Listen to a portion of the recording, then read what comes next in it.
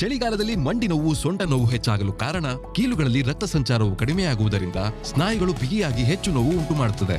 ಅಮೃತ್ನೋನಿ ortho plus ರಕ್ತ ಸಂಚಾರವನ್ನು ಸರಾಗಗೊಳಿಸಿ, ಸ್ನಾಯುಗಳನ್ನು ಸಡಿಲಗೊಳಿಸಿ, ನೋವನ್ನು ಕಡಿಮೆ ಮಾಡುತ್ತದೆ.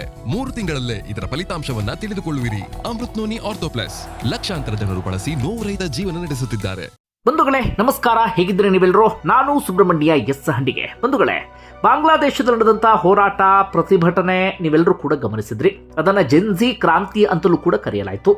ಅದರಿಂದ ಆಗಿದ್ದೇನಪ್ಪ ಅಂದ್ರೆ, ಆಗ ಅಧಿಕಾರದಲ್ಲಿ ಇದ್ದಂತ ಅವಾಮಿ ಲೀಗ್ ಪಕ್ಷ ಬ್ಯಾನ್ ಆಗುತ್ತೆ ಅಥವಾ ಪಕ್ಷವೇ ವಿಸರ್ಜನೆ ಆಗಿಬಿಡುತ್ತೆ. ಆಗ ಅಲ್ಲಿ ಪ್ರಧಾನಿಯಾಗಿದ್ದಂತ ಶೇಖ್ ಹಸೀನಾ ದೇಶ ಬಿಟ್ಟು ಓಡಿ ಹೋಗುವಂತ ಪರಿಸ್ಥಿತಿ ಎದುರಾಗುತ್ತೆ. ಭಾರತಕ್ಕೆ ಬಂದು ಆಶ್ರಯವನ್ನ ಪಡೆದುಕೊಳ್ತಾರೆ. ಅದಾದ ನಂತರ ಅದೇ ಜೆನ್ಸಿಗಳು ಅಧಿಕಾರವನ್ನ ಹಿಡಿಯುವಂತ ಆಸೆಯಲ್ಲಿ NCP ಎನ್ನುವಂತ ಪಕ್ಷವನ್ನು ಕೂಡ ಹುಟ್ಟು ಹಾಕ್ತಾರೆ. ಇನ್ನೊಂದಷ್ಟು ಮಂದಿ ಅದಾಗಲೇ ಇದ್ದಂತ ಜಮಾತ್ ಇಸ್ಲಾಮಿ ಎನ್ನುವಂತ ಪಕ್ಷಕ್ಕೂ ಕೂಡ ಬೆಂಬಲವನ್ನ ನೀಡ್ತಾರೆ. ಅವರೆಲ್ಲರೂ ಕೂಡ ಕನಸನ್ನ ಕಂಡಿದ್ರು, ನಾವು ಅಧಿಕಾರವನ್ನ ಹಿಡಬೇಕು, ಚುನಾವಣೆಯಲ್ಲಿ ಭರ್ಜರಿಯಾದಂತ ಗೆಲುವನ್ನ ಸಾಧಿಸಬೇಕು, ಶೇಖ್ ಹಸೀನಾ ಕೂಡ ಇಲ್ಲ ಎನ್ನುವಂತ ರೀತಿಯಲ್ಲಿ. ಆದರೆ ಆಗಿದ್ದೇ ಬೇರೆ. ಬಾಂಗ್ಲಾದೇಶದ ಜನ ಯೋಚಿಸಿದಂತ ರೀತಿಯೇ ಬೇರೆ. 60% ದಾಖಲೆಯ ವೋಟಿಂಗ್ ಆಗಿತ್ತು ಬಾಂಗ್ಲಾದೇಶದಲ್ಲಿ. ಹೀಗಾಗಿ ಏನಾಗಬಹುದು ಎನ್ನುವಂಥ ಕುತೂಹಲವೂ ಕೂಡ ಇತ್ತು. ಯಾರು ಹೋರಾಟವನ್ನ ಮಾಡಿದ್ರೋ, ಜೆನ್ಜಿ ಕ್ರಾಂತಿ ಅಂತ ಕರೆದಿದ್ರು, ಅವರು ಬೆಂಬಲಿಸಿದಂಥ ಇನ್ನೊಂದು ಪಕ್ಷ ಅಧಿಕಾರಕ್ಕೆ ಬರೋದಿರಲಿ, ಅಧಿಕಾರದ ಸಮೀಪಕ್ಕೂ ಕೂಡ ಬರೋದಿಕ್ಕೆ ಸಾಧ್ಯ ಆಗಲಿಲ್ಲ. ಕೊನೆಗೆ ಯಾರಿಗೆ ಲಾಭ ಆಯಿತು ಅಂದರೆ, BNP ಎನ್ನುವಂಥ ಪಕ್ಷಕ್ಕೆ ಇದೀಗ ಲಾಭ ಆಗ್ಬಿಟ್ಟಿದೆ. ಅದು ಭಾರಿ ಸಾಧಾರಣ ಲಾಭ ಅಲ್ಲ, ಭರ್ಜರಿಯಾದಂಥ ಲಾಭ. ಸ್ಪಷ್ಟವಾದಂಥ ಬಹುಮತವನ್ನು ಪಡೆದು ಅವರು ಅಧಿಕಾರವನ್ನು ಹಿಡಿದಿದ್ದಾರೆ. ಭಾರತದ ವಿಚಾರದಲ್ಲಿ ನಾವು ಗಮನಿಸೋದಾದ್ರೆ, ಅಥವಾ ಭಾರತ ಆಂಗಲ್ ಅಲ್ಲಿ ನಾವು ನೋಡೋದಾದ್ರೆ, ಭಾರತಕ್ಕೆ ಇದು ದೊಡ್ಡ ಮಟ್ಟಿಗಿನ ಸಿಹಿ ಸುದ್ದಿಯ ಗೊತ್ತಿಲ್ಲ. ಅದು ಮುಂದೆ ನಮಗೆ ಅರ್ಥ ಆಗುತ್ತೆ. ಆದರೆ ತೀರಾ ಕಹಿ ಸುದ್ದಿ ಅಲ್ಲ. ಯಾಕಂದ್ರೆ ಭಾರತದ ಕಡುವೈರಿಯಾಗಿದ್ದಂಥ ಜಮಾತ ಇಸ್ಲಾಮಿ ಹಾಗೆ ಈ ಜೆನ್ಜಿಗಳ ಪಕ್ಷ ಇದೆಯಲ್ಲ, ಅವರು ಮಕಾಡೆ ಮಲಗಿಬಿಟ್ಟಿದ್ದಾರೆ. ಅವರಂತೂ ಅಧಿಕಾರವನ್ನು ಹಿಡಿದಿಲ್ಲ. ಅವರು ಅಧಿಕಾರಕ್ಕೆ ಬಂದಿದ್ರೆ ಭಾರತಕ್ಕೆ ಭಾರಿ ತಲೆನೋವಾಗೋದ್ರಲ್ಲಿ ಯಾವುದೇ ಅನುಮಾನವೂ ಕೂಡ ಇರಲಿಲ್ಲ. ಈಗ ಅಧಿಕಾರಕ್ಕೆ ಬಂದಿರುವಂತಹ BNP ಪಕ್ಷದಿಂದ ಭಾರತಕ್ಕೆ ಏನಾದರೂ ಲಾಭ ಇದೆಯಾ?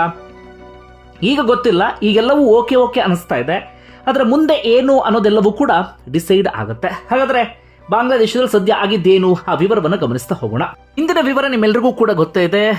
ಭಾರತದ ಜೊತೆಗೆ ಬಹಳ ಚೆನ್ನಾಗಿದ್ದಂಥ ಶೇಖ್ ಹಸೀನಾರ ಪಕ್ಷ ವಿಸರ್ಜನೆ ಆಗುವಂಥ ಪರಿಸ್ಥಿತಿ ಎದುರಾಯಿತು. ಕಾರಣ ಅಲ್ಲಿ ಪ್ರತಿಭಟನೆ, ಹೋರಾಟ, ಜೆನ್ಜಿ ಕ್ರಾಂತಿ ಅಂತ ಏನು ಕರಿತೀವಿ, ಎಲ್ಲವೂ ಕೂಡ ಭುಗಿಲೆದ್ದು ಬಿಡ್ತು. ಶೇಖ್ ಹಸೀನಾ ಸೀದಾ ಭಾರತಕ್ಕೆ ಬಂದುಬಿಟ್ರು. ಅದಾದ ಬಳಿಕ ಬಾಂಗ್ಲಾದೇಶದಲ್ಲಿ ಮಧ್ಯಂತರ ಸರ್ಕಾರ ರಚನೆ ಆಗಿಬಿಡುತ್ತೆ. ಯೂನಸ್ನನ್ನ ಆ ಸರ್ಕಾರದ ಮುಖ್ಯಸ್ಥನಾಗಿ ನೇಮಕ ಕೂಡ ಮಾಡಲಾಗುತ್ತೆ. ಅದಾದ ನಂತರ ಭಾರತಕ್ಕೆ ಬಾಂಗ್ಲಾದೇಶ ಬಹಳ ದೊಡ್ಡ ತಲೆನೋವಾಗಿಬಿಟ್ಟಿತ್ತು. ಅಲ್ಲಿ ಪ್ರತಿಭಟನೆ, ಹೋರಾಟ ಅಂಥದ್ದೆಲ್ಲವೂ ಕೂಡ ನಡೀತಾ ಇತ್ತು. ಪ್ರಮುಖವಾಗಿ ಶೇಖ್ ಹಸೀನಾರನ್ನ ಬಾಂಗ್ಲಾದೇಶಕ್ಕೆ ಹಸ್ತಾಂತರ ಮಾಡಬೇಕು ಎನ್ನುವ ರೀತಿಯಲ್ಲೂ ಕೂಡ ಅಲ್ಲಿ ಜೆನ್ಜಿಗಳು ಹೋರಾಟವನ್ನ ಮಾಡ್ತಾ ಇದ್ರು. ಭಾರತ ವಿರುದ್ಧ ನಿರಂತರವಾಗಿ ದ್ವೇಷವನ್ನ ಕಾರ್ತಾ ಇದ್ರು. ಭಾರತ ವಿರುದ್ಧವಾಗಿ ಅಲ್ಲಿನ ಜನರ ತಲೆ ಒಳಗಡೆ ಏನನ್ನೋ ತುಂಬುವಂತ ಕೆಲಸವನ್ನು ಕೂಡ ಮಾಡ್ತಾ ಇದ್ರು. ಜೊತೆಗೆ ಮಧ್ಯಂತರ ಸರ್ಕಾರದ ಮುಖ್ಯಸ್ಥ ಯೂನಸ್ ಅದಕ್ಕೆ ಸೊಪ್ಪು ಹಾಕುವಂತ ಕೆಲಸವನ್ನ ಮಾಡ್ತಾ ಇದ್ರು. ಇಂಥದ್ದೆಲ್ಲವೂ ಕೂಡ ಆಗ್ತಾ ಇತ್ತು.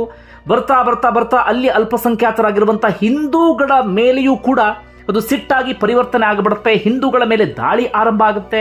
ಒಂದಷ್ಟು ಮಂದಿಯನ್ನ ಅತ್ಯಂತ ನಿರ್ದಯವಾಗಿ ಕೊಂದು ಹಾಕಿಬಿಡ್ತಾರೆ. ಒಟ್ಟಾರೆಯಾಗಿ ಭಾರತ ಮತ್ತು ಬಾಂಗ್ಲಾದೇಶ ನಡುವಿನ ಸಂಬಂಧ ಸಂಪೂರ್ಣವಾಗಿ ಹಾಳಾಗಿ ಬಿಡುತ್ತೆ. ಯೂನಸ್ ನೇತೃತ್ವದ ಸರ್ಕಾರ ಚೀನಾ ಹಾಗೆ ಪಾಕಿಸ್ತಾನ ಜೊತೆಗೆ ಬಹಳ ಚೆನ್ನಾಗಿತ್ತು. ಈ ಪಾಕಿಸ್ತಾನ ಹಾಗೆ ಚೀನಾ ಭಾರತ ವಿರುದ್ಧವಾಗಿ ಬಾಂಗ್ಲಾದೇಶವನ್ನ ಇನ್ನಷ್ಟು ಎತ್ತಿ ಕಟ್ಟುವಂತ ಕೆಲಸವನ್ನು ಕೂಡ ಮಾಡಿದ್ವು. ಇಂಥದ್ದೆಲ್ಲವೂ ಕೂಡ ಆಗ್ತಾ ಇತ್ತು. ಅದರ ನಡುವೆ ಚುನಾವಣೆ ಬಂತು. ಈ ಚುನಾವಣೆ ಬಹಳ ನಿರೀಕ್ಷೆಯನ್ನ ಹುಟ್ಟು ಹಾಕಿತ್ತು. ಕಾರಣ ಈ ಚುನಾವಣೆಯ ಫಲಿತಾಂಶ ಬಾಂಗ್ಲಾದೇಶದ ಪರಿಸ್ಥಿತಿನ ಸಂಪೂರ್ಣವಾಗಿ ಬದಲಾಯಿಸಬಹುದು ಎನ್ನುವಂಥ ರೀತಿಯಲ್ಲಿ. ಇನ್ನು ಭಾರತ ದೃಷ್ಟಿಯಲ್ಲಿ ನೋಡೋದಾದ್ರೆ, ಭಾರತಕ್ಕೂ ಏನಾದರೂ ಈಗ ಇರುವಂತಹ ಸ್ಥಿತಿಯಿಂದ ಭಾರತಕ್ಕೆ ಬಹಳ ಸಮಸ್ಯೆ ಆಗ್ತಿತ್ತು ಬಾಂಗ್ಲಾದೇಶದಿಂದಾಗಿ. ಈ ಚುನಾವಣೆ ಫಲಿತಾಂಶದ ನಂತರ ಏನಾದರೂ ಒಂದಷ್ಟು ಬದಲಾವಣೆ ಆಗಬಹುದು, ಭಾರತ ವಿಚಾರದಲ್ಲೂ ಕೂಡ ಆಗಬಹುದು ಎನ್ನುವಂಥ ಒಂದಷ್ಟು ನಿರೀಕ್ಷೆಗಳೆಲ್ಲವೂ ಕೂಡ ಇತ್ತು. ಅಂತಿಮವಾಗಿ ಚುನಾವಣೆಯೂ ಕೂಡ ಬಂತು. ಒಂದು ಕಡೆಯಿಂದ BNP ಎನ್ನುವಂತಹ ಪಕ್ಷ, ಸದ್ಯ ಅದರ ಮುನ್ನಡೆಸ್ತಾ ಇದ್ದಂಥವರು ತಾರಿಕ್ ರಹಮಾನ್, ಹಾಗೆ ಇನ್ನೊಂದು ಜಮಾತ ಇಸ್ಲಾಮಿ ಎನ್ನುವಂಥ ಪಕ್ಷ, ಪಾಕಿಸ್ತಾನ ಹಾಗೆ ಚೀನಾಗೆ ಬಹಳ ಬೇಕಾಗಿರುವಂತಹ ಪಕ್ಷ ಇದು. ಹಾಗೆ ಪಾಕಿಸ್ತಾನ ಜೊತೆಗೆ ಡೈರೆಕ್ಟ್ ಲಿಂಕ್ ಇರುವಂತಹ ಪಕ್ಷ ಇದು. ಮತ್ತೊಂದು ಜೆನ್ಜಿಗಳೇ ಕಟ್ಟಿದಂಥ ಒಂದು NCP ಎನ್ನುವಂತಹ ಪಕ್ಷವೂ ಕೂಡ ಇತ್ತು. ಅವಾಮಿ ಲೀಗ್ ಈ ಸತಿ ಇರಲಿಲ್ಲ, ಯಾಕಂದ್ರೆ ಪಕ್ಷವೇ ಬ್ಯಾನ್ ಆಗಿತ್ತು ಅಥವಾ ಸಂಪೂರ್ಣವಾಗಿ ವಿಸರ್ಜನೆ ಆಗಿಬಿಟ್ಟಿತ್ತು. ಅಂತಿಮವಾಗಿ ಚುನಾವಣೆಯೂ ಕೂಡ ಭರ್ಜರಿಯಾಗಿ ವೋಟಿಂಗ್ ಆಯಿತು. 60% ರಿಸಲ್ಟ್ ಕೂಡ ಬಂತು.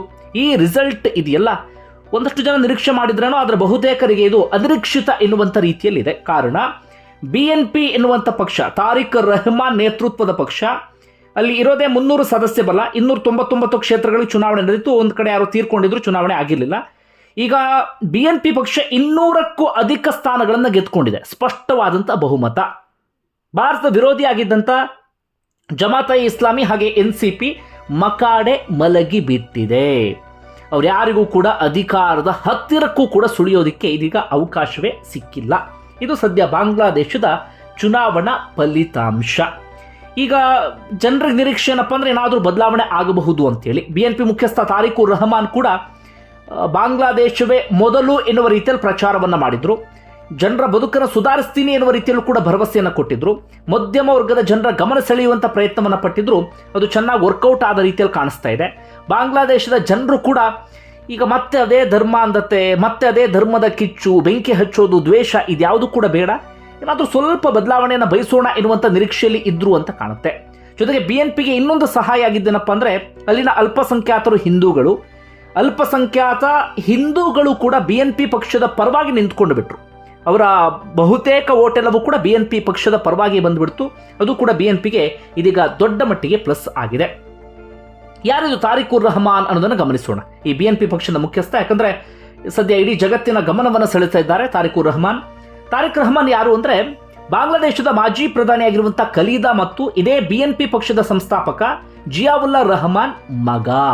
ಹಿಂದೆ ಏನಾಗಿತ್ತು ಅಂದರೆ 2001ರಿಂದ 2006ರವರೆಗೂ ಕೂಡ ಇದೇ ತಾರಿಕ್ ತಾಯಿಯಾಗಿರುವಂಥ ಖಲೀದಾ ಅಲ್ಲಿ ಪ್ರಧಾನಿಯಾಗಿದ್ರು. ಅದರ ಅಂತಿಮವಾಗಿ ಖಲೀದಾ ವಿರುದ್ಧ ಜನ ತಿರುಗಿ ಬಿದ್ದು ಬಿಡ್ತಾರೆ. ಭ್ರಷ್ಟಾಚಾರ ವಿಕೋಪಕ್ಕೆ ಹೋಯಿತು ಎನ್ನುವಂಥ ರೀತಿಯಲ್ಲಿ. ಹೀಗಾಗಿ ಖಲೀದಾ ಭ್ರಷ್ಟಾಚಾರದ ಆರೋಪದ ಮೇಲೆ ಅರೆಸ್ಟ್ ಆಗುವಂಥ ಪರಿಸ್ಥಿತಿಯೂ ಕೂಡ ಎದುರಾಗಿಬಿಡುತ್ತೆ. ಅದಾದ ಬಳಿಕ ಅಲ್ಲಿ ಶೇಖ್ ಹಸೀನಾ ಸರ್ಕಾರ ಬಂದುಬಿಡುತ್ತೆ. ಅದೇ ಸಂದರ್ಭದಲ್ಲಿ ತಾರಿಕ್ ರೆಹಮಾನ್ ಸೀದಾ ಅಜ್ಞಾತ ಸ್ಥಳಕ್ಕೆ ಹೋಗ್ಬಿಡ್ತಾರೆ. ದೇಶವನ್ನೇ ಬಿಟ್ಟು ಹೊರಗಡೆ ಹೋಗ್ಬಿಡ್ತಾರೆ. ಹೆಚ್ಚು ಕಡಿಮೆ 17 ವರ್ಷಗಳ ಕಾಲ ಲಂಡನ್ನಲ್ಲಿ ಇದ್ರು. ಏನು ಮಾಡ್ತಿದ್ರು, ಎಲ್ಲಿದ್ರು ಯಾರಿಗೂ ಕೂಡ ಗೊತ್ತಿರಲಿಲ್ಲ. ಇದ್ದಕ್ಕಿದ್ದ ಹಾಗೆ ಇತ್ತೀಚೆಗೆ ಬಾಂಗ್ಲಾದೇಶಕ್ಕೆ ವಾಪಸ್ ಬಂದಿದ್ರು. ಬಾಂಗ್ಲಾದೇಶದಲ್ಲಿ ಭರ್ಜರಿಯಾದಂಥ ಪ್ರತಿಕ್ರಿಯೆ ಸಿಕ್ಕಿತ್ತು, ಅಥವಾ ಭರ್ಜರಿಯಾದಂಥ ಸ್ವಾಗತ ಸಿಕ್ಕಿತ್ತು. ಒಟ್ಟಾರೆಯಾಗಿ 17 ವರ್ಷಗಳ ಕಾಲ ದೇಶ ಬಿಟ್ಟಿದ್ದಂಥ ಓರ್ವ ವ್ಯಕ್ತಿ ಇದೀಗ ದಿಢೀರಂತ ಬಂದು ದೇಶದ ಪ್ರಧಾನಿಯೇ ಆಗ್ತಿದ್ದಾರೆ. ಒಂದು ರೀತಿಯ ಸಿನಿಮಾದಲ್ಲಿ ಇದೆಲ್ಲವನ್ನು ಕೂಡ ನೋಡ್ತಾ ಇದ್ವಿ. ಇದೀಗ ನಿಜ ಜೀವನದಲ್ಲೇ ಇಂಥದ್ದು ಆಗಿಬಿಟ್ಟಿದೆ. ತಾರಿಕ್ ರೆಹಮಾನ್ ಇದೀಗ ಪ್ರಧಾನಿ ಆಗೋದು ಬಹುತೇಕ ಖಚಿತ. ಈಗ ಭಾರತಕ್ಕೆ ಏನಾದರೂ ಲಾಭ ಇದೆಯಾ, ಏನು ಎತ್ತ ಅಂತ ಗಮನಿಸ್ತಾ ಹೋಗೋದಾದ್ರೆ, ಈಗ ಅಧಿಕಾರಕ್ಕೆ ಬಂದಿರುವಂಥ BNP ಪಕ್ಷದ ಇತಿಹಾಸವನ್ನು ಗಮನಿಸಿದ್ರೆ ಹಿಂದೆ ಭಾರತಕ್ಕೆ ಒಂದು ರೀತಿಯಲ್ಲಿ ಕಟು ವಿರೋಧಿಯಾಗಿದ್ದಂಥ ಪಕ್ಷವೇ ಇದು. ಭಾರತ ವಿರುದ್ಧ ಇದ್ದಂಥ ಭಯೋತ್ಪಾದಕರಿಗೆ ಆಶ್ರಯವನ್ನು ಕೊಟ್ಟಂಥ ಉದಾಹರಣೆಯೂ ಕೂಡ ಇದೆ. ಆದರೆ ಈಗ ಏನಾಗಿದೆ ಅಂದರೆ BNP ನೇತೃತ್ವ ವಹಿಸಿದ್ದು ತಾರಿಕ್ ರೆಹಮಾನ್. ತಾರಿಕ್ ರೆಹಮಾನ್ ಅಜ್ಞಾತವಾಸದಿಂದ ಬಂದ ಬಳಿಕ ತುಂಬ ಬದಲಾದ ರೀತಿಯಲ್ಲಿ ಕಾಣಿಸ್ತಾ ಇದ್ದಾರೆ. ಭಾಷಣದಲ್ಲೂ ಕೂಡ ಹೇಳ್ತಾ ಇದ್ರು, ದ್ವೇಷ ಅದೆಲ್ಲವನ್ನು ಕೂಡ ಬದಿಗಿಡ್ತಾ ಇದ್ದೇವೆ, ಕೇವಲ ಜನರ ಬದುಕಿನ ಬಗ್ಗೆ ಮಾತ್ರ ಯೋಚನೆ ಮಾಡ್ತಿದ್ದೇವೆ ಅಂತೇಳಿ. ಈಗ ವ್ಯಾಪಾರ ಅಂಥದ್ದೆಲ್ಲ ಬಂದಾಗ ಭಾರತ ಬಾಂಗ್ಲಾದೇಶಕ್ಕೆ ತೀರಾ ಅನಿವಾರ್ಯ ಕೂಡ ಹೌದು. ಹೀಗಾಗಿ ತಾರಿಕ್ ರೆಹಮಾನ್ ಭಾರತದ ಜೊತೆಗೆ ಚೆನ್ನಾಗಿರಬಹುದು ಎನ್ನುವಂಥ ನಿರೀಕ್ಷೆಯೂ ಕೂಡ ಇದೆ. ಈಗ ತಾರಿಕ್ ರೆಹಮಾನ್ಗೆ ಇರುವಂಥ ಒಂದು ಚಾಲೆಂಜ್ ಏನಪ್ಪ ಅಂದರೆ, ಇದೇ ಶೇಖ್ ಹಸೀನಾರಿಗೆ ಭಾರತ ಆಶ್ರಯವನ್ನು ಕೊಟ್ಟಿದೆ. ಶೇಖ್ ಹಸೀನಾಗೆ ಆಶ್ರಯ ಕೊಟ್ಟಿರುವ ಕಾರಣಕ್ಕಾಗಿ ಭಾರತದ ವಿರುದ್ಧವಾಗಿ ಒಂದಷ್ಟು ಮನಸ್ಥಿತಿ ಬಾಂಗ್ಲಾದಲ್ಲಿ ಇದೆ. ಹೀಗಾಗಿ ಅದನ್ನು ಹೇಗೆ ಬ್ಯಾಲೆನ್ಸ್ ಮಾಡ್ತಾರೆ ಅನ್ನೋದನ್ನು ಕಾದು ನೋಡಬೇಕಾಗಿದೆ. ಅದರ ಆಚೆಗೆ ಇದೀಗ ಪ್ರಧಾನಿ ನರೇಂದ್ರ ಮೋದಿ ಕೂಡ ಅಭಿನಂದನೆ ತಿಳಿಸಿದ್ದಾರೆ. ಅದಕ್ಕೆ BNP ಪಕ್ಷದ ಕಡೆಯಿಂದಲೂ ಕೂಡ ರಿಪ್ಲೈ ಬಂದಿದೆ. ಹಾಗೆ BNP ಕೂಡ ಹೇಳ್ತದೆ, ಭಾರತ ಜೊತೆಗೆ ನಾವು ಸೌಹಾರ್ದತೆಯಿಂದ ಹೋಗ್ತೀವಿ ಎನ್ನುವಂಥ ರೀತಿಯಲ್ಲಿ. ಹೀಗಾಗಿ ಬಾಂಗ್ಲಾದೇಶ ದೊಡ್ಡ ತಲೆನೋವಾಗುವಂಥ ಒಂದು ಆತಂಕ ಇತ್ತು. ಜಮಾತ್ ಇಸ್ಲಾಂ ಬಂದಿದ್ರೆ ಭಾರತ ದೊಡ್ಡ ತಲೆನೋವು, ಮತ್ತೊಂದು ಪಾಕಿಸ್ತಾನವೇ ಸೃಷ್ಟಿಯಾದ ರೀತಿಯಲ್ಲಿ ಆಗ್ತಿತ್ತು ಬಗಲ್ನಲ್ಲಿ. ಅದರ ಅಂಥದ್ದಾಗಿಲ್ಲ. ಹೀಗಾಗಿ BNP ಮೇಲೆ ಸ್ವಲ್ಪ ಮಟ್ಟಿನ ನಿರೀಕ್ಷೆ ಇದೆ. ನೋಡೋಣ ಮುಂದೆ ಏನಾಗುತ್ತೆ ಅಂತ ಹೇಳಿ. ಒಂದು ವೇಳೆ ನಿಮ್ಗೆ ಏನಿಸ್ತದೆ ಕಮೆಂಟ್ ಬಾಕ್ಸಲ್ಲಿ ಮೆನ್ಷನ್ ಮಾಡಿ. ಧನ್ಯವಾದ ವಿಡಿಯೋ ನೋಡಿದ್ದಕ್ಕಾಗಿ.